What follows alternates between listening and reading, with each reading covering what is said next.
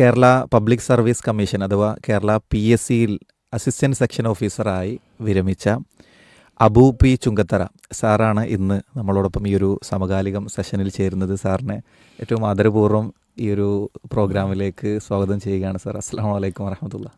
വലൈക്കും അസ്സലാം വറഹ്മത്തുള്ളാഹി വബറകാതുഹു. അബു പി എന്നാണ് പേര്. അദ്ദേഹത്തിൻ്റെ ആ പേരിൽ തന്നെ ഒരു പിന്നെ ഒരു കൗതുകമുണ്ട്. വെറും അബു എന്ന് മാത്രമേ ഉള്ളൂ പേരിൽ. അതെ, അബൂപ്പി എന്ന് മാത്രമേ ഉള്ളൂ. സാധാരണ അബു എന്ന് പറഞ്ഞാൽ ഉപ്പയാണല്ലോ, ചേർത്ത് പറയാനുള്ള ചെയ്യാ പറമ്പിൽ. സാർ അപ്പോൾ കേരള PSCയിൽ നിന്ന് വിരമിച്ചിട്ട് അസിസ്റ്റൻറ്റ് സെക്ഷൻ ഓഫീസറായിട്ട് വിരമിച്ചിട്ട് എത്ര വർഷമായി? 3 വർഷം ആകാനായി. 3 വർഷം ആകാറായി. മലപ്പുറം ഓഫീസിൽ തന്നെയായിരുന്നു? അതെ, അല്ല, പല ജില്ലയിലും ജോലി ചെയ്തിട്ടുണ്ട്. റിട്ടയർമെൻറ്റ് മലപ്പുറം ഓഫീസിലായിരുന്നു. അവസാനം സ്വന്തം ജില്ലയിലാണ് റിട്ടയർ ആയത്. തിരുവനന്തപുരം മുതൽ കാസർഗോഡ് വരെ ജോലി ചെയ്തിട്ടുണ്ട്. എല്ലാ ജില്ലയിലും പോയിട്ടുണ്ട്. എല്ലാ ജില്ലയിലും പോയിട്ടുണ്ട്. ഏത് വർഷമാണ് PSCയിൽ ചേരുന്നത്? PSCയിൽ അതിനു മുമ്പ് പിന്നെ ക്ലർക്കായിട്ട് LDC ആണോ? LDC ആയിട്ട് ഒരു 93 മുതലുണ്ട്. 1993 മുതൽ സർക്കാർ ജോലിയിലുണ്ട്. അപ്പം ഞാൻ ജനിച്ച വർഷം മുതൽ നിങ്ങൾ സർക്കാർ സർവീസിലുണ്ട്. ഷമീലിൻ്റെ വയസ്സാണ് അപ്പം അദ്ദേഹത്തിൻ്റെ സർവീസാണ്. ഏതായാലും സാധാരണ PSC ജോലി ചെയ്യുന്ന ആളുകളൊക്കെ പറയാറുണ്ട് ഇങ്ങനെ മാറി മാറി മാറി മാറി ജോലിയിലേക്ക് വരിക എന്നുള്ളത്. അതെങ്ങനെ ഇടയ്ക്കിടയ്ക്ക് ട്രാൻസ്ഫർ ഉണ്ടാവുമോ? ഞങ്ങൾക്ക് 2 വർഷമാണ് ഒരു ജില്ലയിൽ, പരമാവധി 2 വർഷം. അതെ, പിന്നെ അതിൻ്റെ ഇടയ്ക്ക് ആരും വരാനില്ലെങ്കിൽ മാത്രം അവിടെ തുടരാ ഒരു കൊല്ലം കൂടിയൊക്കെ. അത് കഴിഞ്ഞാൽ പിന്നെ എന്തായാലും ജില്ല മാറേണ്ടി വരും. കാരണം ഞങ്ങൾ സ്റ്റേറ്റ് വൈഡ് ആയതുകൊണ്ട്. PSC സെക്രട്ടേറിയറ്റ് അസിസ്റ്റൻ്റ് എന്ന് പറഞ്ഞൊരു തസ്തികയാണ്. അപ്പോൾ അതിൽ സെക്രട്ടേറിയറ്റ്, പിന്നെ local fund audit, AG advocate general, പിന്നെ അതുകൂടാതെ PSC, ഈ 4 ഒരൊറ്റ സെലക്ഷനാണ്. അതിന് മിനിമം ക്വാളിഫിക്കേഷൻ ഡിഗ്രിയാണ് വേണ്ടത്. ഡിഗ്രിയാണ്. അതെ. അപ്പോൾ ആ കാലത്ത് നിങ്ങൾ ഡിഗ്രി പാസ്സായിട്ടുണ്ട് അല്ലേ? നിങ്ങൾ പഠനം മമ്പാട് കോളേജിലായിരുന്നു. MES കോളേജിൽ. MES കോളേജിൽ PG വരെ അവിടെ ആയിരുന്നു. ഏതായിരുന്നു വിഷയം? എക്കണോമിക്സ്. മാഷാഅല്ലാഹ്. അപ്പോൾ നിങ്ങൾ ഇതിനൊരു പ്രൊമോഷൻ എങ്ങനെയാണ് അസിസ്റ്റൻറ്റ് സെക്ഷൻ ഓഫീസർ എന്നുള്ള തസ്തികയിലേക്ക് എത്തുന്നതിൻ്റെ പ്രൊമോഷൻ? ആദ്യം നമ്മൾ അസിസ്റ്റൻ്റായിട്ടാണ് കയറുന്നത്. അത് കഴിഞ്ഞ് പിന്നെ പ്രൊമോഷനായിട്ട് അങ്ങനെ വരുന്നതാണ് സെക്ഷൻ ഓഫീസർ. അതിൽപ്പെട്ട തന്നെയാണ് അസിസ്റ്റൻ്റ് സെക്ഷൻ ഓഫീസർ. പിന്നെ അത് കഴിഞ്ഞാൽ പിന്നെ അണ്ടർ സെക്രട്ടറി, ഡെപ്യൂട്ടി സെക്രട്ടറി എന്ന് പറയുന്നത് ജില്ലാ ഓഫീസറാണ്. ജില്ലയിലെത്തുമ്പോൾ, തിരുവനന്തപുരത്ത് എത്തുമ്പോൾ ഞങ്ങൾ ആസ്ഥാന ഓഫീസ് പട്ടത്താണ് തിരുവനന്തപുരം. അവിടെ എത്തുമ്പം ഡെപ്യൂട്ടി സെക്രട്ടറി, പിന്നെ ജോയിൻറ്റ് സെക്രട്ടറി, അങ്ങനെ ലാസ്റ്റ് പോസ്റ്റാണ് സെക്രട്ടറി എന്ന് പറയുന്നത്. അത് ഒരാളല്ലേ ഉണ്ടാവുള്ളൂ. പിന്നെ PSC ഒരു കോൺസ്റ്റിറ്റ്യൂഷണൽ ബോഡിയാണല്ലോ, ഭരണഘടനാ സ്ഥാപനമാണ്. അപ്പോൾ അതിൻ്റെ ഒരു പവറും ഇതുകൊണ്ട് ഒരു ഡിപ്പാർട്ട്മെൻറ്റിൻ്റെ കീഴിലല്ല. ട്രാൻസ്ഫറോട് കൂടിയാണോ, അല്ല പ്രൊമോഷനോട് കൂടിയാണോ ട്രാൻസ്ഫർ ആകുക മറ്റു ജില്ലകളിലേക്ക്? അല്ലല്ല, അങ്ങനെയൊന്നുമില്ല. അത് എവിടെയാണോ ആ പോസ്റ്റ് സ്വന്തം ജില്ലയിലുണ്ടെങ്കിൽ അവിടെ തന്നെ പ്രൊമോഷനായിട്ട് കിട്ടും. അതല്ലെങ്കിൽ തിരുവനന്തപുരത്തോ മറ്റേതെങ്കിലും ജില്ലയിലേ പോകേണ്ടി വരും. ഏതായാലും ഒരു PSC ഉദ്യോഗസ്ഥൻ ഒരു ജില്ലയിൽ മാത്രം ഒതുങ്ങേണ്ടവനല്ല, അവൻ്റെ സേവനം എല്ലാ ജില്ലയിലും കിട്ടേണ്ടതാണ് എന്നാണ്. 14 ജില്ലയിലും വേണം. അതിൽ PSC എന്ന് പറയുമ്പോൾ ആസ്ഥാന ഓഫീസ് തിരുവനന്തപുരം, പിന്നെ 3 റീജിയണൽ ഓഫീസുകളുണ്ട്. ഒന്ന് കൊല്ലത്ത്, അവിടെ PSC ഓഫീസുണ്ട്. അതുകൂടാതെ റീജിയണൽ ഓഫീസുണ്ട്, കൊല്ലം, തിരുവനന്തപുരം, പത്തനംതിട്ട ഇത് കേന്ദ്രീകരിച്ചുള്ളത്. പിന്നെ അതുകൂടാതെ എറണാകുളത്തുണ്ട് റീജിയണൽ ഓഫീസ്. പിന്നെ അതുകൂടാതെ കോഴിക്കോട് റീജിയണൽ ഓഫീസ്. കാസർഗോഡ് മുതൽ കോഴിക്കോട്, മലപ്പുറം വരെയുള്ളത് അതാണ് ഈ കോഴിക്കോട് റീജിയണൽ ഓഫീസ്. അങ്ങനെ ഓരോ റീജിയനായിട്ട് തിരിച്ചിട്ടുണ്ട്, 3 റീജിയൻ. അങ്ങനെയാണ് സാധാരണ ഉള്ളത്. ഇപ്പോൾ ഇത് കേട്ടുകൊണ്ടിരിക്കുന്ന രക്ഷിതാക്കൾക്ക് വേണ്ടിയാണ് ഇനിയുള്ള ചോദ്യങ്ങൾ നമ്മൾ ചോദിക്കുന്നത്. രക്ഷിതാക്കളും മക്കളും ഒക്കെ ശ്രദ്ധിക്കേണ്ടത്. ചില രക്ഷിതാക്കളൊക്കെ എന്താണ് ഈ PSC എന്നറിയാത്ത ആൾക്കാരുണ്ട്. PSC 3 അക്ഷരം അല്ലെങ്കിൽ പബ്ലിക് സർവീസ് കമ്മീഷൻ എന്ന് പേരൊക്കെ കേട്ടോ, ഇതൊന്നും അറിയാത്ത കുറച്ച് രക്ഷിതാക്കളുണ്ടാവും. അവർക്ക് ചിലപ്പോൾ ഈ പ്രായത്തിലുള്ള കുട്ടികളുണ്ടാവും.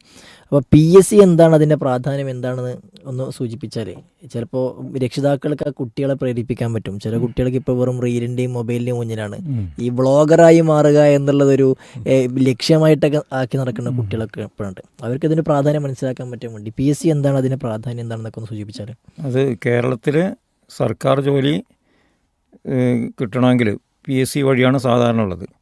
ഇത് പാർട്ട് ടൈം കണ്ടിൻജൻസി എന്ന് പറഞ്ഞൊരു പോസ്റ്റുണ്ട്. അത് എംപ്ലോയ്മെൻറ്റ് എക്സ്ചേഞ്ച് വഴിയൊക്കെയാണ് താൽക്കാലികമായിട്ട് നിയമിച്ച് പിന്നെ അത് പാർട്ട് ടൈമും ഫുൾ ടൈമും ഒക്കെ ആയിട്ട് നിലനിർത്തും. അത് കൂടാതെയുള്ള എല്ലാ പോസ്റ്റുകൾക്കും ഗവൺമെൻറ് സർവീസിൽ കയറണമെങ്കിൽ അത് PSC പരീക്ഷ എഴുതി, ഇൻ്റർവ്യൂവിനുള്ള പോസ്റ്റാണെങ്കിൽ ഇൻ്റർവ്യൂ, ഇതെല്ലാം കഴിഞ്ഞ് റാങ്ക് ലിസ്റ്റ് പബ്ലിഷ് ചെയ്യും. അതിനനുസരിച്ചാണ് പിന്നെ ആ റാങ്ക് ലിസ്റ്റിൻ്റെ ഓർഡർ അനുസരിച്ച് ആളെ അഡ്വൈസ് ചെയ്യും. നിയമന ശുപാർശ എന്ന് പറയും, അഡ്വൈസ് ചെയ്യും. അതെ, അതങ്ങനെയാണ്. അഡ്വൈസ് മെമ്മോ കൊടുക്കും. അത് കഴിഞ്ഞിട്ടാണ് പിന്നെ ഡിപ്പാർട്ട്മെൻറ്റിലേക്കും കൊടുക്കും, ഒരു കോപ്പി കാൻഡിഡേറ്റിനും കൊടുക്കും. എന്നിട്ട് ഡിപ്പാർട്ട്മെൻറ്റാണ് പിന്നെ ഇവരെ ജോലിയിൽ പ്രവേശിപ്പിക്കേണ്ടത്. 3 മാസത്തിനുള്ളിൽ ജോലി കിട്ടിയില്ലെങ്കിൽ PSC ആ വിവരം അറിയിക്കണം എന്നാണ് ഉദ്യോഗാർത്ഥികളോട് പറഞ്ഞിട്ടുള്ളത്. അഡ്വൈസ് കിട്ടിയിട്ട് 3 മാസത്തിനുള്ളിൽ ജോലി കിട്ടിയിട്ടില്ലെങ്കിൽ. അപ്പോൾ PSC അപ്പോൾ പല കാരണങ്ങൾ കൊണ്ടും ചിലപ്പോൾ നീണ്ടുപോകും, പല പ്രകൃതിപരമായിട്ടുള്ള ദുരന്തങ്ങളോ. അപ്പോൾ എന്തായാലും ശരി, PSC അത് അറിയിക്കണം എന്നാണ് പറയുന്നത്. കാരണം PSC അവരെ ഡിപ്പാർട്ട്മെൻറ്റിനെ ബോധ്യപ്പെടുത്തത്, അവർക്ക് ഞങ്ങൾ അഡ്വൈസ് ചെയ്ത ആൾക്ക് ഇതുവരെ ജോലി കിട്ടിയിട്ടില്ലല്ലോ എന്നുള്ളത്. അപ്പോൾ അത് നിർബന്ധമായിട്ടും ഒരു PSC ഭരണഘടനാ സ്ഥാപനം എന്നുള്ള നിലക്ക് അതിൻ്റെ ഒരു പവർ ഉപയോഗിച്ചിട്ട് തന്നെ അത് ചെയ്യും. അങ്ങനെയാണ് സാധാരണ ഉണ്ടാവാറുള്ളത്. സർക്കാർ ജോലി എന്ന് പറഞ്ഞാൽ അതങ്ങനെ വെറുതെ എവിടെയെങ്കിലും പോയി വാങ്ങേണ്ട സാധനമല്ല. പരീക്ഷ എഴുതിയിട്ട് ഏത് പരീക്ഷ എഴുതണം ചോദിച്ചാൽ സർക്കാർ ജോലി കിട്ടണമെങ്കിൽ എഴുതേണ്ട പരീക്ഷ PSC ആണ്. ഇത് വേറെ പരീക്ഷത്തിന് കാര്യമില്ല. ഈ ചില ആളുകൾക്ക് പിന്നെ ഇപ്പം ഞാൻ കണ്ണൂർ ജില്ലക്കാരനാണ്, ഷമീൽ മലപ്പുറം ജില്ലക്കാരനാണ്. ഞാനൊരു പരീക്ഷയ്ക്ക് എഴുതുകയാണെങ്കിൽ എനിക്ക് എൻ്റെ ജില്ലയിൽ ജോലി കിട്ടണമെങ്കിൽ ഞാൻ ചില ആളുകൾക്ക് അത് അറിയില്ല. അപ്പോൾ പിന്നെ എവിടെയെങ്കിലൊക്കെ കിട്ടണ അല്ലെങ്കിൽ സ്ഥലം മാറി പോകണ ചില ആളുകൾ മറ്റ് ജില്ലകൾ തിരഞ്ഞെടുത്തൊക്കെ പരീക്ഷ എഴുതണവരൊക്കെ ഉണ്ട്. അതിൻ്റെ ഒരു രീതി എന്താണെന്ന്? അത് പല ആളുകളും ഈ വേക്കൻസി അനുസരിച്ചാണ് അപ്ലൈ ചെയ്യാറുള്ളത്. അതെ. ഇപ്പോൾ മലപ്പുറം ജില്ലയിൽ LDC ലോവർ ഡിവിഷൻ ക്ലർക്ക് അതൊരു പൊതുവായിട്ടുള്ളൊരു പരീക്ഷയാണത്. കുറച്ച് കൂടുതൽ ആളുകൾ അത് അപ്ലൈ ചെയ്യുന്ന ഒരു പരീക്ഷയാണത്. കാരണം അതിൻ്റെ ക്വാളിഫിക്കേഷൻ SSLC ആണ്. അപ്പോൾ അങ്ങനെ വരുമ്പം അത് മലപ്പുറം ജില്ലയിലൊരു 1000 വേക്കൻസി ഉണ്ട്, പിന്നെ തിരുവനന്തപുരം ജില്ലയിൽ ഒരു 2000-ഓളം വേക്കൻസി ഉണ്ട്. അങ്ങനെയാണെങ്കിൽ അപ്പോൾ ചിലർ വിചാരിക്കും നമുക്ക് 1000 വേക്കൻസി അല്ലേ ഉള്ളൂ ഇവിടെ, അതുകൊണ്ട് പുറത്ത് തിരുവനന്തപുരം ജില്ലയിൽ അപ്ലൈ ചെയ്യാമെന്ന് വിചാരിക്കും. അങ്ങനെ തിരുവനന്തപുരം ജില്ലയിൽ അപ്ലൈ ചെയ്ത് പിന്നെ പരീക്ഷ എഴുതി അവിടെ പോസ്റ്റിംഗ് ആയാൽ അവിടെ തന്നെ നിൽക്കണം, താമസിക്കേണ്ടി വരും. അതെ, അങ്ങനെയാണ് അതിൻ്റെ കണക്ക്. പിന്നെ പ്രൊമോഷൻ ആയാൽ LDC അത് പിന്നെ വേക്കൻസിക്ക് അനുസരിച്ച് പ്രൊമോഷൻ ഉണ്ടാകും. അതാണ് UDC എന്ന് പറയുന്നത്, അപ്പർ ഡിവിഷൻ ക്ലർക്ക് എന്ന് പറയും. അപ്പോൾ അങ്ങനെ ആകുമ്പം പിന്നെ സ്റ്റേറ്റ് വൈഡായി ഏത് ജില്ലയിലും പോകാം. അല്ലെങ്കിൽ അവിടെ ആ പ്രൊമോഷൻ ആകുന്നത് വരെ അല്ലെങ്കിൽ 5 കൊല്ലം അവിടെ നിൽക്കണം എന്നാണ് അതിൻ്റെ ഒരു കണക്ക്. ഒരു ജില്ലയിൽ ജോലി കിട്ടിക്കഴിഞ്ഞ് മറ്റൊരു ജില്ലയിലേക്ക് എനിക്ക് ട്രാൻസ്ഫർ ചോദിച്ചു വാങ്ങാൻ പറ്റുമല്ലോ? ട്രാൻസ്ഫർ ചോദിച്ചു വാങ്ങാൻ പറ്റും. അതിന് ഇത്ര കൊല്ലം ജോലി ചെയ്യണം? സാധാരണഗതിയിൽ 5 കൊല്ലമാണ് പറയുന്നത്. അതല്ല, അതിൻ്റെ ഇടയ്ക്ക് ഹില്ലി ഏരിയാസ് ഉണ്ട് ചിലപ്പോൾ, പിന്നെ വയനാട്, പിന്നെ അതുപോലെ ഇടുക്കി ജില്ലയിലേക്കാണെങ്കിൽ അങ്ങനത്തെ അങ്ങോട്ട് എളുപ്പം കിട്ടും, വലിയ പ്രദേശങ്ങൾ. അപ്പോൾ അതൊരു പ്രത്യേക പരിഗണന കൊടുത്തിട്ടാണ്. അപ്പോൾ അല്ലാത്ത ഇതാണെങ്കിൽ സാധാരണ 5 കൊല്ലമൊക്കെയാണ് പറയുക. എങ്കിലും പ്രൊമോഷൻ അതിന് മുമ്പ് ആവുകയാണെങ്കിലോ അല്ലെങ്കിൽ അവിടെ വേക്കൻസി ഉണ്ടെന്ന് നമ്മൾ ചൂണ്ടിക്കാണിച്ച് കൊടുക്കുകയാണെങ്കിൽ അത് പിന്നെ കൊടുക്കുന്നതിന് തടസ്സമല്ല, നമ്മൾക്ക് അന്വേഷിച്ച് കണ്ടെത്തിയിട്ട് കൊടുക്കാം. പിന്നെ മ്യൂച്വലായിട്ട് ചെയ്യാനും പറ്റും. ഇപ്പോൾ തിരുവനന്തപുരത്തുള്ള ഒരാൾ മലപ്പുറത്ത് ജോലി ചെയ്യാണ്, മലപ്പുറത്തുള്ള ഒരാൾ തിരുവനന്തപുരത്ത് വേണമെങ്കിൽ ജോലി കിട്ടിക്കഴിഞ്ഞതിന് ശേഷം വേണമെങ്കിൽ പരസ്പരം മ്യൂച്വൽ ട്രാൻസ്ഫർ എന്ന് പറയുന്നത് അങ്ങനെ ചെയ്യാൻ പറ്റും. പരസ്പര സഹകരണത്തോട് പറയാൻ പറ്റില്ല. ഒരു ഡിപ്പാർട്ട്മെൻ്റ് ആണെങ്കിൽ പറ്റും. LDC മാത്രമല്ല, എല്ലാ ജോലിയും ഇങ്ങനെ തന്നെ. എല്ലാ ജോലിയും അങ്ങനെ തന്നെയാണ്. പ്രത്യേകിച്ച് ഇപ്പോൾ നമുക്കറിയാം അധ്യാപകരെ തസ്തികകളൊക്കെ, പ്രത്യേകിച്ച് അറബിക്ക് അധ്യാപകർ തസ്തികകൾ പുറമെയുള്ള ജില്ലയിൽ വർക്ക് ചെയ്യുന്നത് അധികവും മലപ്പുറം ജില്ലയിലുള്ള ആളുകളാണ്. ഞങ്ങളെ കണക്കനുസരിച്ച് തന്നെ അങ്ങനെയാണ്. കാസർഗോഡ് ജില്ലയിൽ ഈ ചില പരീക്ഷകൾക്ക് പിന്നെ കണ്ണൂർ ജില്ലയിൽ 5 വേക്കൻസി ഉണ്ടാകുക, മലപ്പുറം ജില്ലയിൽ ഒരു 30 വേക്കൻസി ഉണ്ടാവും. അപ്പോൾ ആളുകൾ പിന്നെ കുറഞ്ഞ വേക്കൻസി ഉള്ള സ്ഥലത്തേക്ക് ചിലപ്പോൾ വേഗം കിട്ടാൻ വേണ്ടി കൊടുക്കും. ഈ 5 വേക്കൻസി ഉള്ള സ്ഥലത്ത് കിട്ടിയിട്ട് 5-6 റാങ്കിലുള്ള ആൾ കയറുന്നതിനേക്കാളും മുമ്പേ 25 റാങ്കിലുള്ള മലപ്പുറത്ത് കയറിയിട്ടുണ്ടാവും. അങ്ങനെ ഉണ്ടാവും, നേരെ തിരിച്ചും ഉണ്ടാവാറുണ്ട്. മാത്രമല്ല ചിലപ്പോൾ എന്താ പറയുക, ഇവിടെ കോമ്പറ്റീഷൻ കൂടുകയും ചെയ്യും. നമ്മൾ എനിക്ക് തോന്നുന്നത് ശരിക്കും ഒരു അന്വേഷണം കൂടി നടത്തിയിട്ട് വേണ്ടേ പരീക്ഷയ്ക്ക് കുറച്ചും കൂടി ഒക്കെ ഒരു എത്ര സ്ഥാപനങ്ങളുണ്ടെന്നൊക്കെ അല്ലേ? അതെ, സ്ഥാപനം കൂടുതലുള്ളത് മലപ്പുറം ജില്ലയിലാണ്. ഏത് സ്ഥാപനമാണെങ്കിലും, ഏത് സ്കൂളുകളാണെങ്കിലും മറ്റ് സ്ഥാപനങ്ങൾ, ഗവൺമെൻറ് ഓഫീസുകളാണെങ്കിലും കൂടുതലുള്ളത് മലപ്പുറം ജില്ലയിലാണ്, തിരുവനന്തപുരം കഴിഞ്ഞാൽ. തിരുവനന്തപുരം ആസ്ഥാന ഓഫീസ് എന്നുള്ള നിലക്ക് അങ്ങനെ ഉണ്ടാവും, അത് കൂടാതെ ഉള്ളത്. അപ്പോൾ ആ നിലയ്ക്ക് ആണ്. പിന്നെ ഇവിടെ പുറമേ ഉള്ള ജില്ലക്കാർ വന്ന് ഇവിടെ മലപ്പുറത്ത് ഇത്രയും കാലം എഴുതിയിരുന്നു, ഇപ്പോഴും എഴുതുന്നുണ്ട്. പക്ഷേ ഇപ്പോൾ അതിന് കുറേ മാറ്റങ്ങൾ വന്നിട്ടുണ്ട്. കാരണം ഈ മലപ്പുറം ജില്ലയിലുള്ള ആളുകളും അതുപോലെ സമീപ ജില്ലയിലുള്ള മലബാർ ജില്ലകളിലുള്ള ആളുകളുമൊക്കെ പരീക്ഷ എഴുതാൻ തുടങ്ങിയതോടുകൂടി അതിന് ചെറിയ ഒരു മാറ്റം വന്നിട്ടുണ്ട്. എന്നാലും ചില കമ്മ്യൂണിറ്റികളൊന്നും ഇവിടെ ഇല്ല. ഇപ്പോൾ ഉദാഹരണമായിട്ട് LC എന്ന് പറഞ്ഞൊരു കമ്മ്യൂണിറ്റി ഉണ്ട്, ലാറ്റിൻ കാത്തലിക്സ്. പിന്നെ SIUC നാടാർ, അത് ഹിന്ദു നാടാരുണ്ട്, ക്രിസ്ത്യൻ നാടാരുമുണ്ട്. അപ്പോൾ അവരൊന്നും കേരളത്തിൽ ഒരു ആ തെക്ക് ഭാഗത്ത് മാത്രമേ ഉള്ളൂ. പഴയ തമിഴ്നാടുമായിട്ട് ബന്ധപ്പെട്ട പിന്നെ കാഞ്ഞിരംകുളം എന്നൊക്കെ പറഞ്ഞ തിരുവനന്തപുരം ജില്ലയിലുള്ള സ്ഥലങ്ങൾ മാത്രമേ ഉള്ളൂ അങ്ങനെയുള്ളത്. അപ്പോൾ ഇങ്ങനെയുള്ള ആളുകളൊക്കെ ഇവിടെ എഴുതിയാൽ അവർക്ക് എളുപ്പം കിട്ടും. സപ്ലിമെൻ്ററി ലിസ്റ്റിൽ വന്നാലും ജോലി കിട്ടും. സപ്ലിമെൻ്ററി ലിസ്റ്റ് എന്ന് പറഞ്ഞാൽ മെയിൻ ലിസ്റ്റിൽ ഒരു മാർക്കിൻ്റെ കട്ട് ഓഫ് ഉണ്ട്. ആ മാർക്കിൻ്റെ കട്ട് ഓഫിൽ വരുന്നതാണ് മെയിൻ ലിസ്റ്റ് എന്ന് പറയുന്നത്. മെയിൻ ലിസ്റ്റിൽ കഴിഞ്ഞാൽ പിന്നെ ഓരോ കമ്മ്യൂണിറ്റിക്കും പ്രത്യേകം ശതമാനം വെച്ചിട്ട് ഒരു സപ്ലിമെൻ്ററി ലിസ്റ്റ് ഇടും. അനുബന്ധ ലിസ്റ്റാണത്. ഇപ്പോൾ ഈ മെയിൻ ലിസ്റ്റിലുള്ള ആളുകൾ തീർന്നു കഴിഞ്ഞാൽ പിന്നെ മെയിൻ ലിസ്റ്റിലുള്ള ആളുകൾ ഇപ്പോൾ തീരെ ഇല്ലയെന്ന് വിചാരിക്കുക ചില കമ്മ്യൂണിറ്റി, അപ്പോൾ നേരെ സപ്ലിമെൻ്ററിയിലായിരിക്കും മാർക്ക് കുറവായതുകൊണ്ട്. അപ്പോൾ അവർക്ക് പിന്നെ പരിഗണന കൊടുക്കും. അങ്ങനെയുണ്ട്. പക്ഷേ ഇപ്പോൾ മുസ്ലിങ്ങൾക്കാണെങ്കിൽ 12% അത് അതർ ദാൻ LDC എന്ന് പറയും, അതർ ദാൻ LGS എന്ന് പറയും, സംവരണ സംവിധാനം. അങ്ങനെയാണ്. ഓരോ കമ്മ്യൂണിറ്റിക്കും വ്യത്യാസമുണ്ട്. ഇപ്പോൾ ഈഴവ 14%, LGS ആണെങ്കിൽ അങ്ങനെയല്ല. LGS എന്ന് പറഞ്ഞാൽ ലാസ്റ്റ് ഗ്രേഡ് സർവൻസ്, അത് വേറെ തന്നെയാണ്. ഒരു പ്രത്യേക പരിഗണന കൊടുക്കുന്നുണ്ട്. അപ്പോൾ അതുകൊണ്ട് അല്ലാത്തതിനൊക്കെ ആണെങ്കിൽ പിന്നെ ഉദാഹരണമായിട്ട് പറയുകയാണെങ്കിൽ ഇപ്പോൾ ഈ ഈഴവ ആദ്യത്തെ കമ്മ്യൂണിറ്റിയാണ്. ഈഴവ എന്ന് പറയുന്നത് ഈഴവ, തീയ, ബില്ലവ എന്ന് പറഞ്ഞ 2-3 കമ്മ്യൂണിറ്റികൾ ഉണ്ട്. അപ്പോൾ നമ്മുടെ നാട്ടിലാണെങ്കിൽ അധികവും തീയ എന്ന് പറഞ്ഞ കമ്മ്യൂണിറ്റിയാണ്. തിരുവിതാംകൂർ ഭാഗത്താണെങ്കിൽ അത് ഈഴവ, പിന്നെ കാസർഗോഡ് ഭാഗം അങ്ങനെ ചിലയിടത്തൊക്കെ അത് ബില്ലവ എന്ന് പറഞ്ഞ കമ്മ്യൂണിറ്റി ഉണ്ടാവും. അപ്പോൾ അങ്ങനെ വരുമ്പം പിന്നെ 14% അവർക്ക് കൊടുക്കാറുള്ളത്. മുസ്ലിങ്ങൾക്ക് 12%. 12% എന്ന് പറഞ്ഞാൽ 100 ആളുകളെ പിന്നെ അഡ്വൈസ് ചെയ്യുമ്പം 12 ആളുകൾ മുസ്ലിങ്ങളായിരിക്കണം എന്നാണ് അതിൻ്റെ കണക്ക്. ഇതുവരെ ഉണ്ടായിരുന്ന കണക്ക് അങ്ങനെയാണ്. പിന്നെ ചെറിയൊരു വ്യത്യാസം ഇപ്പോൾ വന്നിട്ടുണ്ട്. കാരണം പിന്നെ ഈ മുന്നോക്ക സമുദായത്തിലെ പിന്നോക്കക്കാരെ കണ്ടെത്തിയിട്ട് സാമ്പത്തിക സംവരണമാണത്, കണ്ടെത്തിയിട്ട് അവർക്ക് ഈ നിലവിലുള്ള കമ്മ്യൂണിറ്റിയിൽ നിന്ന് കൊടുക്കുക. അത്തരമൊരു രീതി കൂടി വന്നതിൻ്റെ ഒരു പശ്ചാത്തലം അത് നമുക്ക് ഇപ്പോൾ വിശദീകരിച്ചാൽ ശരിയാവില്ല. കാരണം അതിനകത്തുണ്ട് അത്. സംവരണങ്ങളിലെ പിന്നോക്കമുള്ള ആളുകളും പ്രത്യേകിച്ച് മുസ്ലിം കമ്മ്യൂണിറ്റിക്ക് സംവരണം നൽകാത്തതിൻ്റെയും അത് തട്ടിയെടുക്കുന്നതിൻ്റെ വിഷയത്തിലൊക്കെ നമ്മളെ കഴിഞ്ഞ ഡയലോഗ് 9.0 ആ വിഷയത്തിൽ നടത്തിയിരുന്നു. അത് പ്രത്യേകം ശ്രോതാക്കളെ ഓർമ്മപ്പെടുത്തുകയാണ്. നമുക്ക് അതുകൊണ്ടാണ് ഞാനത് പിന്നെ അത് നമുക്കത് അനിവാര്യമായും ഉത്തരം കിട്ടേണ്ട ചില കുറച്ച് ചോദ്യങ്ങളിലേക്ക് വരണം. സാധാരണക്കാരായ രക്ഷിതാക്കൾ അതുപോലെ മക്കൾ ഈ ഒരു പ്രായത്തിലേക്ക് എത്തിക്കൊണ്ടിരിക്കുന്ന പ്രായമൊന്നും നമുക്ക് ആദ്യം പറയാം. ആർക്കാണ് ഈ ഒരു PSC പരീക്ഷ എഴുതാൻ ഏത് പ്രായം മുതൽ ഏത് പ്രായം വരെ? ഒരു പക്ഷേ കേൾക്കുന്ന ചില ഉമ്മമാർക്ക് എഴുതാൻ പറ്റുന്നുണ്ടാവും. ഒരു കോമൺ ആയിട്ടുള്ള പറയുകയാണെങ്കിൽ മിനിമം 18 വയസ്സ് ആകണം, പിന്നെ മാക്സിമം 36 വയസ്സ്. അങ്ങനെയാണ് സാധാരണ PSCയിലുള്ള പോസ്റ്റുകൾക്കുള്ളത്. ഇപ്പോൾ LDC ഒരു എക്സാമ്പിൾ ഞാൻ പറഞ്ഞു എന്നുള്ളൂ. കൂടുതൽ ആൾക്കാരത് അപ്ലൈ ചെയ്യുന്ന പോസ്റ്റ് ആയതുകൊണ്ട് അതാണ്.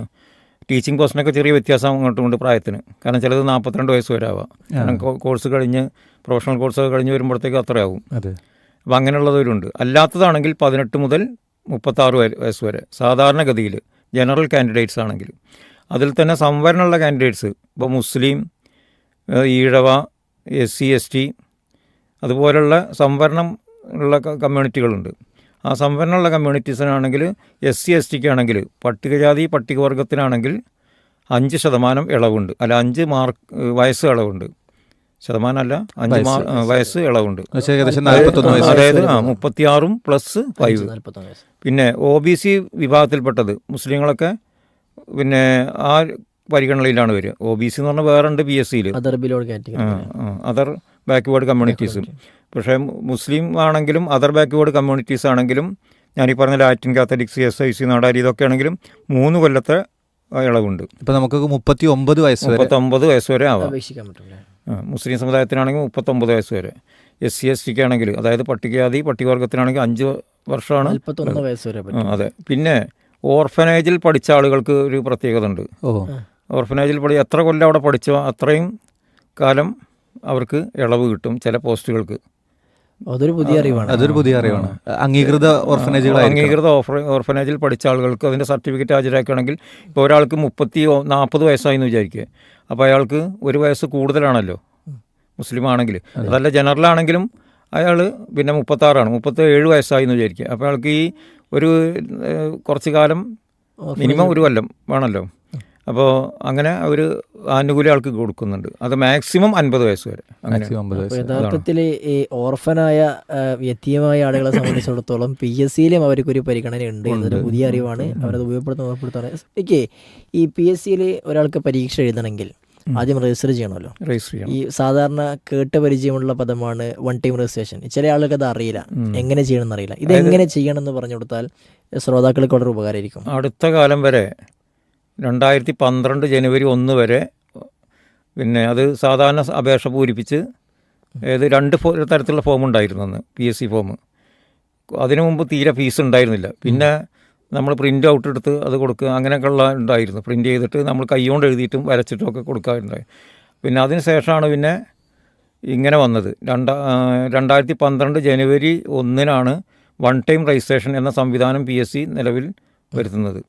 അപ്പോൾ അതിൽ പിന്നെ 2012 ജനുവരി 1 അപ്പോൾ അങ്ങനെ ഒരു PSCയുടെ ഔദ്യോഗിക വെബ്സൈറ്റാണ് തുളസി. അതുണ്ട്. അത് കൂടാതെ www.kerala.psc.gov.in എന്ന് പറഞ്ഞാൽ ഇത് അല്ലെങ്കിൽ കേരള PSC എന്ന് അടിച്ചു കൊടുത്താൽ ഗൂഗിൾ ക്രോമിൽ സെർച്ച് ചെയ്താൽ കേരള PSC എന്ന് അടിച്ചു കൊടുത്താൽ മതി. PSC എന്ന് അടിച്ചു കൊടുത്താൽ അല്ലെങ്കിൽ KPSC എന്ന് അടിച്ചു കൊടുത്താൽ കർണാടക PSC ആണ് അധികം വരിക. അങ്ങനെയുണ്ട്. തുളസി നമ്മളൊരു പിന്നെ അതിൻ്റെ ഒരു പേരാണ് തുളസി എന്ന് പറയുന്നത്. കാരണം തുളസിക്കുന്നിലാണ് PSCയുടെ ആസ്ഥാന ഓഫീസ്. അതാണ് അങ്ങനെ പേര്. പഴയ കൊട്ടാരത്തിൻ്റെ ഒരു ഭാഗമായിട്ടാണ്. തുളസിക്കുന്ന് എന്ന് പറയുന്നൊരു പട്ടം എന്ന് പറഞ്ഞ സ്ഥലത്താണ്. അപ്പോൾ ഈ സൈറ്റിൽ പോകുന്നു. അപ്പോൾ one time PSC Kerala PSC എന്നുള്ളത് കാണാം. അപ്പോൾ ഈ സൈറ്റിൽ പോയാൽ, ഈ വെബ്സൈറ്റിൽ പോയാൽ, എന്നിട്ട് അതിൽ രജിസ്ട്രേഷൻ എന്നുള്ള ഇതുണ്ടാവും. ന്യൂ രജിസ്ട്രേഷൻ, പിന്നെ ലോഗിൻ എന്നൊക്കെ പറഞ്ഞിട്ട് കാണാം. അപ്പോൾ അതിലെന്തൊക്കെയാണോ ചോദിക്കുന്നത് ആ സംഗതികളൊക്കെ നമ്മൾ ഫില്ല് ചെയ്യുക. ആദ്യത്തെ ഒരു 4-5 ഘട്ടങ്ങളായിട്ടാണുള്ളത്. ഒന്ന് പേഴ്സണൽ ഡീറ്റെയിൽസ് കൊടുക്കണം. അത് നമ്മൾ ഏതെങ്കിലും ഒരു രേഖയെ അടിസ്ഥാനമാക്കിയിട്ടാണ് പേഴ്സണൽ ഡീറ്റെയിൽസ് കൊടുക്കുക. അതായത് ഇപ്പോൾ SSLC അതാണല്ലോ നമ്മൾ അടിസ്ഥാന യോഗ്യതയായിട്ട് കണക്കാക്കുക. എത്ര കോഴ്സ് കഴിഞ്ഞാലും നമ്മളെ പിന്നെ പേര്, ഇപ്പോൾ ഞാൻ തന്നെ എൻ്റെ പേര് ABU എന്നാണ് സാധാരണ എല്ലായിടത്തും എഴുതി കൊടുക്കല്. പക്ഷേ ഇത് ഇങ്ങനെ ഒരു ഔദ്യോഗികമായിട്ട് ആയിക്കോട്ടെ എന്നുള്ള നിലക്ക് ABO എന്ന് തന്നെ കൊടുത്താൽ. കാരണം സ്കൂളിൽ ചേർത്തപ്പോഴോ അല്ലെങ്കിൽ സർട്ടിഫിക്കറ്റ് കിട്ടിയപ്പോൾ ഉള്ള പിഴവായിരിക്കാം. അപ്പോൾ എന്തായാലും അങ്ങനെയാണ് ABO എന്നാണ്. അതേപോലെ തന്നെ ഉള്ള നമ്മൾ PSCക്ക് അപ്ലൈ ചെയ്യുമ്പോഴും അതുപോലെ തന്നെ ചേർക്കണം. അല്ലെങ്കിൽ പിന്നെ 1 ആൻഡ് സെയിം വേണം. പിന്നെ ഗസറ്റിൽ പബ്ലിഷ് ചെയ്യണം, പേര് മാറ്റാൻ, ഇതൊക്കെ ചെയ്യണം. അപ്പോൾ ആ ബുദ്ധിമുട്ട് ഒഴിവാക്കാനും പേരെങ്ങനെയാണോ SSLC ബുക്കിലുള്ളത്, നമ്മളെ റെക്കോർഡിലുള്ളത് എങ്ങനെയാണോ അതുപോലെ തന്നെ നമ്മൾ പേഴ്സണൽ ഡീറ്റെയിൽസിൽ PSCൻ്റെ സൈറ്റിൽ ഇത് അടിച്ചു കൊടുക്കണം. പിന്നെ ഡേറ്റ് ഓഫ് ബർത്ത് അതും തെറ്റില്ലാതെ കൊടുക്കണം. കാരണം അതൊന്നും ഒരു വട്ടം നമ്മൾ കൊടുത്ത് സബ്മിറ്റ് ചെയ്താൽ പിന്നെ നമുക്ക് എഡിറ്റ് ചെയ്യാൻ പറ്റില്ല. ചിലത് മാത്രമേ നമുക്ക് എഡിറ്റ് ചെയ്യാൻ പറ്റുള്ളൂ. പിന്നെ PSC ഓഫീസായിട്ട് ബന്ധപ്പെട്ട് അവിടുന്ന് പിന്നെ പ്രൊഫൈൽ കറക്ഷൻ എന്ന് പറയും, അത് ചെയ്യണം. പ്രൊഫൈൽ കറക്റ്റ് ചെയ്യാൻ PSCക്കേ അധികാരമുള്ളൂ. അതെ. അപ്പോൾ ഇത് കേട്ടുകൊണ്ടിരിക്കുന്ന ശ്രോതാക്കൾ പ്രത്യേകം ശ്രദ്ധിക്കേണ്ട കാര്യം, അതിൽ തന്നെ 18 വയസ്സ് പൂർത്തിയായ എല്ലാവരും ഈ ഒരു വൺ ടൈം രജിസ്ട്രേഷൻ കൃത്യമായി പൂർത്തീകരിക്കുകയും PSCക്ക് വേണ്ടി വിവിധങ്ങളായ തസ്തികകളിൽ ഒരുപാട് ഉയർന്ന തസ്തികകൾ വരെയുള്ള മുഴുവൻ തസ്തികൾക്ക് വേണ്ടിയും കൃത്യമായി അധ്വാനിക്കുകയും പഠിക്കുകയും വേണമെന്നുള്ളൊരു ഉപദേശം പീസ് റേഡിയോ നൽകുകയാണ്. രേഖയിലുള്ളതുപോലെ അക്ഷരം തെറ്റാതെ ഡേറ്റ് തെറ്റാതെ രേഖപ്പെടുത്താനും എന്തൊക്കെ ഡിഗ്രി അവർ കരസ്ഥമാക്കിയിട്ട് അതൊക്കെ കൊടുത്താലാണ് എന്ത് ചെയ്യുക, പിന്നെ ഓരോന്നിനും ആവശ്യമായ നോട്ടിഫിക്കേഷൻ നമുക്ക് കിട്ടുക. അപ്പോൾ ഇങ്ങനെ വൺ ടൈം രജിസ്ട്രേഷൻ ചെയ്യുന്നതോടുകൂടി നമ്മൾ PSC അതിൻ്റെ ഒരു ഉള്ളിലേക്ക് എത്തിച്ചേർന്നു. രജിസ്ട്രേഷനിൽ അപ്പോൾ നമ്മളെ പേര്, പിന്നെ ഡേറ്റ് ഓഫ് ബർത്ത് ഇതൊന്നും തെറ്റില്ലാതെ കൊടുക്കുക. പിന്നെ രക്ഷിതാക്കളുടെ പേര്, മാതാവിൻ്റെ പേര്, പിതാവിൻ്റെ പേര്, പിന്നെ സെക്സ് എന്ന് കൊടുത്തിട്ടുണ്ടാവുക. കാരണം ഏതാണാണോ പെണ്ണാണോ എന്നുള്ളത്. ഇപ്പം അങ്ങനെ ആ 2 ഓപ്ഷനുള്ളൂ. ഇനി പുതിയൊരു ഓപ്ഷൻ ചിലപ്പോൾ വന്നുകൂടായില്ല. ഓക്കെ. അടുത്തതായി ഇങ്ങനെ നമ്മൾ വൺ ടൈം രജിസ്ട്രേഷൻ പൂർത്തിയാക്കിയാൽ പിന്നെ ഓരോ വൺ ടൈം രജിസ്ട്രേഷന് ഒരു 4-5 ഘട്ടങ്ങളുണ്ട്. ഒന്നാമത്തത് പേഴ്സണൽ ഡീറ്റെയിൽസ്. അത് നമ്മൾ പേഴ്സണലായിട്ടുള്ള കാര്യങ്ങളാണ് ചേർക്കേണ്ടത്. പേഴ്സണൽ ഡീറ്റെയിൽസ് എന്ന് ഞാൻ പറഞ്ഞില്ല, പേര്, ഡേറ്റ് ഓഫ് ബർത്ത് ഇതുപോലുള്ള കാര്യങ്ങളാണ് ചേർക്കേണ്ടത്. രണ്ടാമത്തത് പിന്നെ കമ്മ്യൂണിക്കേഷൻ ഡീറ്റെയിൽസ്. അപ്പോൾ പെർമനൻ്റ് അഡ്രസ്സ് ഉണ്ടാവും, അതുപോലെ കമ്മ്യൂണിക്കേഷൻ അഡ്രസ്സും ഉണ്ടാവും. പെർമനൻ്റ് അഡ്രസ്സ് എന്ന് പറഞ്ഞാൽ നമ്മൾ SSLC ബുക്കിലുള്ളത് സാധാരണ നമ്മൾ കൊടുക്കാറുണ്ട്. കാരണം നമ്മളന്ന് എവിടെയാണോ താമസിക്കുന്നത് അത്. ഇനി അയാൾ താമസം മാറി അപ്പോൾ കത്തൊക്കെ അയച്ചാൽ കിട്ടണമെങ്കിൽ കമ്മ്യൂണിക്കേഷൻ അഡ്രസ് ഫോർ കമ്മ്യൂണിക്കേഷൻ എന്നുള്ളത് കാണാം. അതും കൊടുക്കണം. അപ്പോൾ രണ്ടും രണ്ടായിട്ട് തന്നെ കൊടുക്കുന്നതാണ് നല്ലത്. പല ആളുകളും ഈ SSLC ബുക്ക് നോക്കിയിട്ട് ചെയ്യണം എന്ന് പറയുമ്പം രണ്ടും അതേ അഡ്രസ്സ് രണ്ടും ഒരേ അഡ്രസ്സ് കൊടുക്കും. കത്ത് വന്നില്ലല്ലോ കത്ത് കിട്ടിയില്ല അങ്ങനെയൊക്കെയുള്ള, അല്ലെങ്കിൽ തിരിച്ചു വരും. രജിസ്റ്റേർഡ് കത്തൊക്കെ ആണെങ്കിൽ തിരിച്ചു വരും. ഓക്കെ. പിന്നീട് അത് കഴിഞ്ഞിട്ട് പിന്നെ അപ്പോൾ കമ്മ്യൂണിക്കേഷൻ ഡീറ്റെയിൽസ് കൊടുക്കണം. പിന്നെ മൂന്നാമത്തെ ഘട്ടം എന്ന് പറയുമ്പം ഫോട്ടോഗ്രാഫ് അപ്ലോഡ് ചെയ്യണം. അത് വളരെ സൈനൊക്കെ അപ്ഡേറ്റ് ചെയ്യുമ്പോൾ കുറേ പ്രശ്നങ്ങൾ, അത് വളരെ പ്രധാനപ്പെട്ടൊരു ഭാഗമാണ് ഈ ചോദ്യം. അതായത് പിന്നെ നമ്മൾ ഫോട്ടോ പാസ്പോർട്ട് സൈസ് ഫോട്ടോ ആയിരിക്കണം. അത് ഒരു ഭാഗം തിരിഞ്ഞോ അങ്ങനെ പറ്റില്ല. നേരെ സാധാരണ നമ്മൾ പാസ്പോർട്ട് സൈസ് എന്ന് പറയുമ്പോൾ അറിയാമല്ലോ, പാസ്പോർട്ട് സെൽഫിയും കാര്യം നടക്കില്ല. പറ്റില്ല. അപ്പം അങ്ങനെയുള്ള ആളെ തിരിച്ചറിയാൻ പറ്റണം എന്നാണ് അതിൻ്റെ മെയിൻ ആയിട്ടുള്ള ബാക്ക്ഗ്രൗണ്ട് കളർ. ബാക്ക്ഗ്രൗണ്ട് കളറ് പിന്നെ സാധാരണ വെള്ള, കറുപ്പ് എന്നൊക്കെയുള്ള ലൈറ്റ് ആയിരിക്കണം എന്നുള്ളത്. കാരണം നമ്മുടെ ഡ്രസ്സിനനുസരിച്ചും കൂടിയാണല്ലോ. അപ്പോൾ അത് ആളെ തിരിച്ചറിയണം എന്നർത്ഥം. പിന്നെ അപ്പം അങ്ങനെ വേണം. ആ രണ്ട് കാര്യങ്ങൾ ആ ഫോട്ടോയിലുണ്ടാവണം. ഒന്ന്, ആളെ പേര് SSLC ബുക്കിലും പ്രൊഫൈലിലും എങ്ങനെ രജിസ്റ്റർ ചെയ്തോ എഴുതിയോ അതുപോലെ തന്നെ ആയിരിക്കണം. ഇപ്പോൾ ഇനീഷ്യൽ ഉണ്ടെങ്കിൽ ഇനീഷ്യൽ തന്നെ വേണം.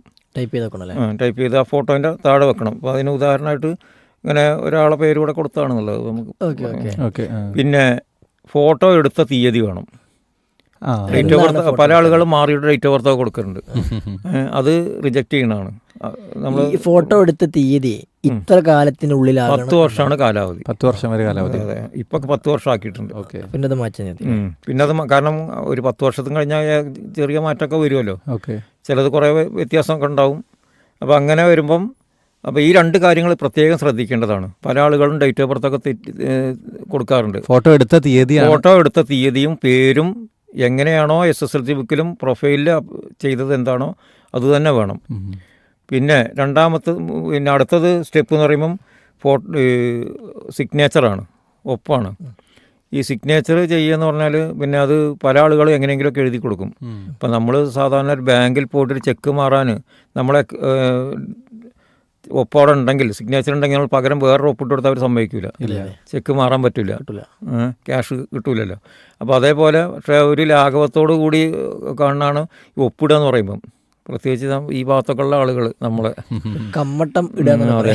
പിന്നീട് അവസാനം എന്തെങ്കിലും അപ്പോയിൻമെന്റ് സമയത്തല്ല, വെരിഫിക്കേഷൻ സമയത്ത് പ്രശ്നമാവും. അപ്പോൾ പിന്നെ ഈ ഒപ്പിട്ട ആളും മറ്റേ പിന്നെ പ്രൊഫൈലിട്ട ആളും പിന്നെ ഞാൻ തന്നെയാണെന്ന് പറഞ്ഞിട്ടൊരാൾ സ്വന്തം എഴുതി എന്നിട്ട് അതൊരു ഗസറ്റഡ് ഓഫീസറെ കൊണ്ടോ അല്ലെങ്കിൽ വില്ലേജ് ഓഫീസറെ കൊണ്ടോ ഒപ്പിടിച്ച് വരണം. പക്ഷെ അതും ഒരു താൽക്കാലിക പരിഹാരം മാത്രമാണ്. ഒരാൾക്ക് ഒപ്പ് തിരുത്താൻ പറ്റും, ഒരാളെ പേരും തിരുത്താൻ പറ്റും. പക്ഷെ അതിന് ഗസറ്റ് നോട്ടിഫിക്കേഷൻ വേണം. കുറച്ച് പണിയുണ്ട്. ഒരു കൊല്ലം താമസം ഉണ്ടാകും ഏകദേശം. അതിന് നിൽക്കണ്ട. അപ്പോൾ അതുകൊണ്ട് എങ്ങനെയാണോ നമ്മൾ പ്രൊഫൈലിൽ ഒപ്പിട്ട് കൊടുത്തത്, പിന്നെ ചിലരുണ്ടാവും SSLC ബുക്കിൽ അന്ന് ഒപ്പിട്ട് കൊടുത്തത് ഇങ്ങനെയാണ്, അത് കുഴപ്പമില്ല. കാരണം അന്ന് ഒരു 16 വയസ്സിന് മുമ്പാണ്. അപ്പോൾ അതുകൊണ്ട് നമ്മൾ എങ്ങനെയാണോ അപ്ലൈ ചെയ്യുമ്പോൾ ഒപ്പിടുന്നത് അത് തന്നെ ആയിരിക്കണം ബാക്കിയുള്ള സമയത്ത് നമ്മൾ അവിടുന്ന് പോരുന്നത് വരെ.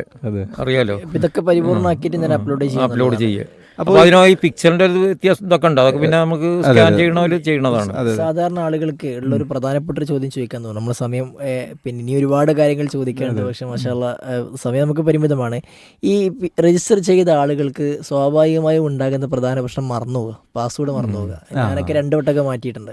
ഇത് മറന്നുപോയപ്പോൾ രജിസ്റ്റർ ചെയ്യാൻ പറ്റില്ലല്ലോ. ഒരാൾ പാസ്വേഡോ ID മറന്നു പോയാൽ എന്താണ് ചെയ്യേണ്ടത്? ഒരാൾ പാസ്വേഡ് മറന്നു പോയാൽ അയാൾക്ക് യൂസർ ID അറിയും എന്നുണ്ടെങ്കിൽ ആ യൂസർ ID വെച്ചിട്ട് ഞാൻ പറഞ്ഞ പോലെ തന്നെ കേരള PSCൻ്റെ സൈറ്റിൽ ഔദ്യോഗിക വെബ്സൈറ്റാണല്ലോ, അതിൽ കയറുക. അപ്പോൾ അതിൽ കാണാം പിന്നെ യൂസർ ID കൊടുക്കണമെന്ന്. യൂസർ ID കൊടുത്തിട്ട് പിന്നെ നമുക്ക് പാസ്വേഡ് അറിയില്ല. അപ്പോൾ ആ കോളത്തിലൊന്നും ചെയ്യാൻ പറ്റില്ല. അതിൻ്റെ തൊട്ട് താഴെ കാണാം ഫൊർഗോട്ട് പാസ്വേഡ് എന്നുള്ളത്. ഫൊർഗോട്ട് പാസ്വേഡ് എന്നുള്ളത് അടിച്ചു കൊടുത്താൽ പിന്നെ നമ്മളോട് പിന്നെ യൂസർ ID ഒന്നുകൂടി കൊടുക്കാൻ പറയും.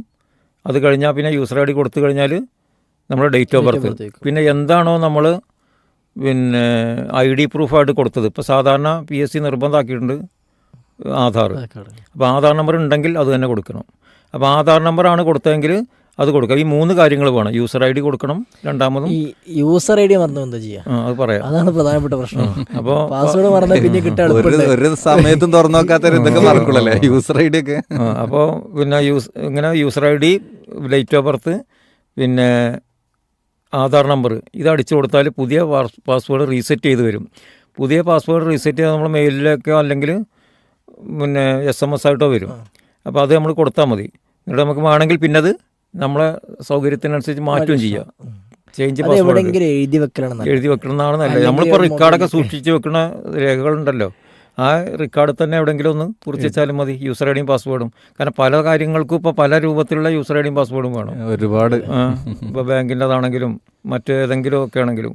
അപ്പോൾ അതിൽ ഇങ്ങനെ ചെയ്തു. അപ്പോൾ യൂസർ ഐ ഡി പുതിയ പാസ്വേഡ് സാധാരണ റീസെറ്റ് ചെയ്ത് വരുന്നത് ഇങ്ങനെ ആയിരിക്കും. യൂസർ ഐ ഡിയുടെ ആദ്യത്തെ പിന്നെ 6 അക്ഷരങ്ങളും പിന്നെ ഡേറ്റ് ഓഫ് ബർത്ത് സ്ലാഷ് ഇല്ലാതെ, ബാറും കുത്തും കോമയൊന്നും ഇല്ലാതെ ഫുള്ളായിട്ട്. ഇപ്പോൾ പിന്നെ 12/12/2002 എന്നാണെങ്കിൽ 12/12/2002 തന്നെ വേണം. 12 ബാറൊന്നും പറ്റില്ല, അല്ലെങ്കിൽ പോലെ 2002 എന്ന് പറ്റില്ല, അങ്ങനെ തന്നെ വേണം. അതാണ് പുതിയ പാസ്വേഡ് ഉണ്ടാകുക. ഇനി യൂസർ ഐ ഡി മറന്നാൽ SMS ചെയ്യാനുള്ള ഒരു ഓപ്ഷൻ ഉണ്ട്.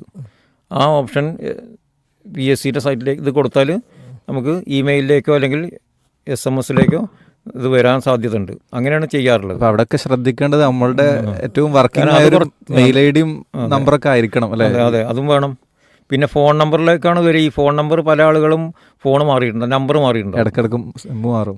ഈ പിന്നെ എന്തെങ്കിലും മാറ്റം വരുത്തുമ്പോൾ ഇത് വരുന്നത് OTP വരുന്നത് OTP വരുമല്ലോ. അപ്പോൾ അങ്ങനെ നിർബന്ധമാണല്ലോ. അപ്പോൾ നമ്മൾ എന്തെങ്കിലുമൊക്കെ PSC ആയിട്ട് ബന്ധപ്പെട്ട കാര്യങ്ങൾ അത് നമ്മൾ സൈറ്റിൽ കയറി ചെയ്യുന്ന സമയത്ത് OTP വരും. OTP വരുന്നത് ചിലപ്പോൾ വേറെ ആരെങ്കിലും ഫോണിലേക്കായിരിക്കും ചിലപ്പോൾ, കാരണം ആ നമ്പർ മാറി വേറൊരാൾക്ക് കൊടുത്തിട്ടുണ്ടാകും. അങ്ങനെ ഒരുപാട് സംഭവങ്ങളുണ്ട്. പിന്നെ അത് തിരുത്തണമെങ്കിൽ തിരുവനന്തപുരത്ത് തന്നെ പോകണം. ഈ നമ്പർ എഡിറ്റ് ഓപ്ഷൻ ഉണ്ട് അപ്പോൾ സൈറ്റിൽ. അതുണ്ട്. അപ്പോൾ അത് ഉപയോഗിച്ചാൽ മതി. അത് ഉപയോഗിച്ചാൽ മതി. നമ്പർ മാറുന്നതിന് മുമ്പ് ഉപയോഗിക്കണം. ഞാൻ ഉപയോഗിക്കുന്ന നമ്പർ മുമ്പാരും ഉപയോഗിച്ചാണ്. എന്നെ എടുത്ത് വിളിച്ചിരുന്നു, അതിന്റെ പാസ്വേഡ് പറഞ്ഞിരുന്നു. അതാണ് നമുക്ക് OTP വരുമ്പോൾ അത് പറഞ്ഞു കൊടുക്കേണ്ടി വരും. എല്ലാവരും ഇപ്പോൾ അത് പറഞ്ഞു കൊടുത്തോളണം എന്നില്ല, പ്രയാസം സൃഷ്ടിക്കുമല്ലോ. ഏതായാലും അതേപോലെ തന്നെ പിന്നെ ഈ നമ്മൾ വൺ ടൈം രജിസ്ട്രേഷനും കാര്യങ്ങളൊക്കെ പൂർത്തീകരിച്ചു. ഈ നിലക്ക് പിന്നീട് നമ്മൾ ഓരോ തസ്തികകളിലേക്കും അപേക്ഷിക്കാൻ എന്താണ് ചെയ്യേണ്ടത്? സാധാരണ PSC നോട്ടിഫിക്കേഷൻ വരും. ലഘു വിജ്ഞാപനം എന്ന് പറഞ്ഞിട്ടുള്ളൊരു ഇതുണ്ട്. അങ്ങനെ വിജ്ഞാപനം വരും, നോട്ടിഫിക്കേഷൻ വരും. എന്തൊക്കെയാണ് ക്വാളിഫിക്കേഷൻ നമ്മൾ അതിലേക്ക് ആദ്യം നമ്മൾ അപ്പോൾ അത് അതിന് മുമ്പ് പറയേണ്ടതാണ്. ഇപ്പോൾ നമുക്ക് ബേസിക് ആയിട്ടുള്ള ക്വാളിഫിക്കേഷൻ എന്ന് പറയുമ്പോൾ പിന്നെ SLC ആണെങ്കിൽ ആ SSLC, അല്ലെങ്കിൽ 7ാം ക്ലാസ് ആണെങ്കിൽ 7ാം ക്ലാസ്, പിന്നെ അതുവരെയുള്ള അങ്ങനെയുള്ള പരീക്ഷകളിൽ എഴുതാൻ പറ്റുള്ളൂ. ഇപ്പോൾ SSLC ആണെന്ന് വിചാരിക്കുക. അപ്പോൾ അതിൻ്റെ മാർക്ക് ലിസ്റ്റ് നമ്മൾ അപ്ലോഡ് ചെയ്യണം. അത് സ്കാൻ ചെയ്ത് അപ്ലോഡ് ചെയ്യണം. അതിനുള്ള സംവിധാനം അതിലുണ്ട്. നമുക്ക് സ്കാനർ ഉണ്ടെങ്കിൽ നമുക്ക് ചെയ്യാം, അല്ലെങ്കിൽ പുറത്തുനിന്ന് ചെയ്താൽ മതി. പിന്നെ ഒന്നത് അപ്പോൾ ഒരു ക്വാളിഫിക്കേഷൻ അത്. പിന്നെ നമുക്ക് +2 അല്ലെങ്കിൽ VHSC ഇങ്ങനെയുള്ള തസ്തികകളാണെങ്കിൽ അതും മാർക്ക് ലിസ്റ്റ്, സർട്ടിഫിക്കറ്റ് ഉണ്ടെങ്കിൽ സർട്ടിഫിക്കറ്റും അപ്ലോഡ് ചെയ്യണം. പല ആളുകളും മാർക്ക് ലിസ്റ്റോ അല്ലെങ്കിൽ സർട്ടിഫിക്കറ്റോ ഏതെങ്കിലും ഒന്ന് അപ്ലോഡ് ചെയ്യും. അത് മാത്രം പോരാ, അത് ചെയ്യുന്നത് കംപ്ലീറ്റ് ആവണം. പിന്നെ ഡിഗ്രി ഉണ്ടെങ്കിൽ ഡിഗ്രിയുടെ കംപ്ലീറ്റ് മാർക്ക് ലിസ്റ്റും അതിൻ്റെ സർട്ടിഫിക്കറ്റ് എന്തൊക്കെ അനുബന്ധമായുള്ള രേഖകളുണ്ടോ അത് സർട്ടിഫിക്കറ്റ് അപ്ലോഡ് ചെയ്യുന്ന നോട്ടിഫിക്കേഷൻ വന്നാലേ ചെയ്യേണ്ടതുള്ളൂ, അല്ലെങ്കിൽ അല്ലല്ല, നമുക്ക് മുൻകൂട്ടി ചെയ്തു വെക്കാം. വെക്കാൻ പറ്റില്ല. അതായത് അപ്ലോഡ് ചെയ്യുന്ന ക്വാളിഫിക്കേഷൻ അടിച്ചു വെക്കാം. അതായത് അപ്ലോഡ് ചെയ്യൽ പിന്നെ മതി. അപ്ലോഡ് നമുക്ക് ആവശ്യമുണ്ടെങ്കിൽ ചെയ്താൽ മതിയല്ലോ. മറ്റേത് ക്വാളിഫിക്കേഷൻ, ഇപ്പോൾ എനിക്ക് SSLC ക്വാളിഫിക്കേഷൻ ഉണ്ട്, അപ്ലോഡൊന്നും ചെയ്യണ്ട. പിന്നെ നമുക്ക് ഇത് അടിച്ചു വെക്കാം. ഇപ്പോൾ പേര്, ഡേറ്റ് ഓഫ് ബർത്തും പിന്നെ SSLCൻ്റെ രജിസ്റ്റർ നമ്പർ, ക്ലാസ്, അങ്ങനെയുള്ള ഇതൊക്കെ ചെയ്ത് വെക്കാൻ പറ്റും. അപ്പോൾ അങ്ങനെ യോഗ്യതകൾ പരമാവധി കംപ്ലീറ്റ് യോഗ്യതകളും അടിച്ചു കയറ്റാം. അപ്പോൾ അതിനനുസരിച്ചുള്ള തസ്തികകൾ വരുന്ന സമയത്ത് നമ്മൾ എന്ത് ചെയ്യണം, അത് ഇടയ്ക്കിടയ്ക്ക് ചെക്ക് ചെയ്യണം. തസ്തിക മെസ്സേജ് ആയിട്ടാണോ വരിക, അല്ലെങ്കിൽ നമ്മൾ സൈറ്റിൽ കയറി ചെക്ക് ചെയ്യേണ്ടത്? സൈറ്റിൽ കയറി ചെക്ക് ചെയ്യണം. കാരണം നോട്ടിഫിക്കേഷൻ്റെ സമയത്ത് നമ്മൾ അതിലുണ്ടാകും. അപ്പോൾ അപ്ലൈ നൗന്ന് കാണാം. അപ്പോൾ എലിജിബിൾ ആണെങ്കിൽ എലിജിബിൾ പച്ച അങ്ങനെ കാണും. അപ്പോൾ അതിൽ നമ്മൾ ഇങ്ങനെ നോക്കുമ്പം കാണാം നമുക്ക് പറ്റിയൊരു പോസ്റ്റ്, ലോവർ ഡിവിഷൻ ക്ലർക്ക്, ഒരു എക്സാമ്പിൾ പറഞ്ഞു എന്നുള്ളൂ, എല്ലാവർക്കും പരിചയമുള്ളതാണ്, അതുകൊണ്ട് LDC എന്ന് പറയുന്നത്. അപ്പോൾ അങ്ങനെ ചെയ്യുമ്പം അതിൽ നമുക്ക് പറ്റിയ ക്വാളിഫിക്കേഷൻ ഉള്ളതാണെങ്കിൽ അതിൽ തന്നെ കാണാം അപ്ലൈ നൗ എന്ന്. അപ്ലൈ നൗ എന്ന് പറഞ്ഞാൽ നമുക്കത് അപ്ലൈ ചെയ്യാൻ എളുപ്പമാണ്. എന്നിട്ട് സബ്മിറ്റ് ചെയ്ത് വേണമെങ്കിൽ പ്രിൻ്റ് ഔട്ടൊക്കെ എടുക്കാം. സബ്മിറ്റ് ചെയ്താൽ. ഇനി നമ്മളില്ലാത്തൊരു ക്വാളിഫിക്കേഷൻ, ഇപ്പോൾ ഒരാൾക്ക് SSLC മുതൽ PG വരെ ഉണ്ട്, MA വരെ ഉണ്ട്, അല്ലെങ്കിൽ MSc വരെ ഉണ്ട്. അതിന് ക്വാളിഫിക്കേഷൻ ഈ ഒരു പോസ്റ്റിലേക്ക് വിളിച്ചിട്ടുണ്ട്. പിന്നെ പോളിടെക്നിക്കിലെ ഡെമോൺസ്ട്രേറ്ററാണ് വിളിച്ചിട്ടുള്ളത്. അപ്പോൾ അയാൾ നോക്കുമ്പം പോളിടെക്നിക്ക് എന്ന് പറഞ്ഞാൽ SLC കഴിഞ്ഞിട്ട് പോകാൻ പറ്റുന്നൊരു കോഴ്സാണ്. 3 വർഷത്തെ ഡിപ്ലോമയാണത്. +2 കഴിഞ്ഞിട്ടായാലും പോകാം. എങ്ങനെയായാലും മിനിമം ക്വാളിഫിക്കേഷൻ ഡിഗ്രി SSLC ആണ് അതിന്, പോളിടെക്നിക്കിലേക്ക് 3 വർഷത്തെ ഡിപ്ലോമയാണ്. അപ്പോൾ ഇയാൾക്ക് MSc അല്ലെങ്കിൽ MA ഉണ്ട്, MCOM ഉണ്ട്. എങ്ങനെയാണെങ്കിലും ഇയാൾ പിന്നെ അത് ക്ലിക്ക് ചെയ്യുന്ന സമയത്ത് കാണാം ഇനെലിജിബിൾ എന്ന് കാണാം. കാരണം എന്താണ്, അയാളുടെ ക്വാളിഫിക്കേഷൻ ഇതായിട്ട് മാച്ച് ആവണില്ല. മാച്ച് ആവാത്തത് കൊണ്ട്, കാരണം അയാൾ അങ്ങനെ ഒരു ക്വാളിഫിക്കേഷൻ അല്ല. പിന്നെ ചില ആളുകൾ ചെയ്യും ഇതിന് അപ്ലൈ ചെയ്യാൻ വേണ്ടിയിട്ട് പരീക്ഷ എഴുതാലോ എന്നൊക്കെ വിചാരിച്ചിട്ട് അപ്ലൈ ചെയ്യാൻ വേണ്ടിയിട്ട് ഇന്ന ക്വാളിഫിക്കേഷന് ഈക്വലാണ് അങ്ങനെ പറഞ്ഞിട്ട് ഇതല്ല, അത് ശരിക്കും കബളിപ്പിക്കണ ഒരു ഏർപ്പാടാണ്. അപ്പോൾ സാധാരണഗതിയിലുള്ളതാണ്. അപ്ലൈ നൗന്ന് കാണുമ്പോഴാണ് നമ്മൾ അപ്ലൈ ചെയ്യേണ്ടത്. ഓക്കെ, ഇങ്ങനെയുള്ള സംഭവം ഉണ്ടാവുക ഉള്ളത്. ഏതായാലും ഇത്തരത്തിൽ ഓരോ തസ്തികകളിലേക്കും അപ്ലൈ ചെയ്യുകയും അതിനുവേണ്ടി കഠിനാധ്വാനം ചെയ്യുക വഴി വളരെ ഒരു സെക്യൂർ ആയ ഒരു ജോബാണ് സത്യത്തിൽ സർക്കാർ ജോലി എന്ന് പറയുന്നത് അല്ലേ. അപ്പോൾ അതിലേക്ക് എത്തിപ്പെടാൻ വേണ്ടി ഓരോരുത്തരും ശ്രമിക്കുക, നമ്മുടെ മക്കളെ അതിലേക്ക് എത്തിച്ചേർക്കാൻ വേണ്ടി പരിശ്രമിക്കുക എന്നുള്ളതല്ലേ നമുക്ക് കൊടുക്കാനുള്ളത്. അതെ അതെ. പിന്നെ പല പോസ്റ്റുകളിലേക്കും അപ്ലൈ ചെയ്യാൻ പറയുമ്പം ഞാനിപ്പോൾ അത് ക്വാളിഫിക്കേഷൻ കൂടുതലാണത്, എനിക്ക് ക്വാളിഫിക്കേഷൻ കൂടുതലാണ്, ഒരു ക്ലർക്കിന്റെ പോസ്റ്റിനൊക്കെ എങ്ങനെ അപ്ലൈ ചെയ്യുക, അങ്ങനെയുള്ള ഇത് ശരിക്കൊരു വാതിലാണ്. LGS ആയാലും നമ്മുടെ ഏറ്റവും കുറഞ്ഞ ക്വാളിഫിക്കേഷൻ വെച്ച് ജോലിയിലേക്ക് പ്രവേശിക്കാൻ ശ്രദ്ധിക്കുക എന്താണ് ശ്രദ്ധിക്കേണ്ടത്. ഇതൊരു വാതിലാണ്. അതിലിങ്ങനെ കടന്നു കയറിയപ്പോൾ പിന്നെ ഒന്നും വേണ്ട, റവന്യൂ ഡിപ്പാർട്ട്മെന്റിൽ പിന്നെ ഒരു LDC ആയിട്ട് കയറിയ ആള് അവസാന ആൾക്ക് ഡെപ്യൂട്ടി കളക്ടർ വരെ ആവാം. പ്രായത്തിനനുസരിച്ചൊക്കെ പ്രൊമോഷനനുസരിച്ചും അങ്ങനെ ഡെപ്യൂട്ടി കളക്ടറാണ് ലാസ്റ്റ് പോസ്റ്റ്. ഓക്കെ, സർക്കാർ ജോലി എന്നുള്ളത് സ്വപ്നമായി കാണുന്നവർക്കും സർക്കാർ ജോലി എന്താണെന്ന് അറിയാത്ത രക്ഷിതാക്കളൊക്കെ വലിയ ഉപകാരപ്രദമായിരിക്കും എന്നാണ് നമ്മൾ മനസ്സിലാക്കേണ്ടത്. നമ്മുടെ ഒരു സമയത്തിന്റെ പരിമിതി ഉണ്ട്. ഇനിയും കുറേ ചോദ്യങ്ങൾ ഇപ്പോൾ പിന്നെ കമന്റിലൊക്കെ ഫീഡ്ബാക്ക് ചോദ്യങ്ങളൊക്കെ വന്നുകൊണ്ടിരിക്കുന്നുണ്ട്. സാർ, ഒരൊറ്റ ക്വസ്റ്റ്യനും കൂടി. ഈ ഒരു റിട്ടയർമെന്റ് ലൈഫിന് ശേഷം അൽഹംദുലില്ലാ താങ്കൾ ഈ ഒരു ദഅ്വാരംഗത്തു കൂടി സജീവമായിട്ട് മുന്നോട്ട് പോകാണല്ലോ. അപ്പോൾ അതിൻ്റെ ഒരു അനുഭവം കൂടി പങ്കുവെച്ചുകൊണ്ട് നമുക്ക് ഇന്നത്തെ ഒരു സമകാലീന സെഷൻ വൈൻഡപ്പ് ചെയ്യാമെന്ന് വിചാരിക്കുകയാണ്.